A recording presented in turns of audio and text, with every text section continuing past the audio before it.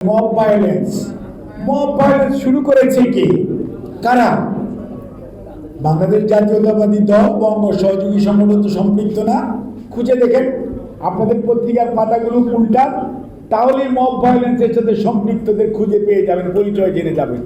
BNP আইনের শাসনে বিশ্বাস করে, বিএনপি মব ভায়োলেন্সে বিশ্বাস করে না।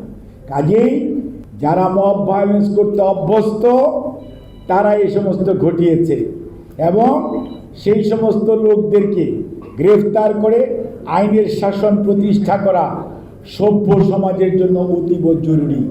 তাহলে সভ্যতা ধ্বংস হয়ে যাবে, গণতন্ত্র ধ্বংস হয়ে যাবে।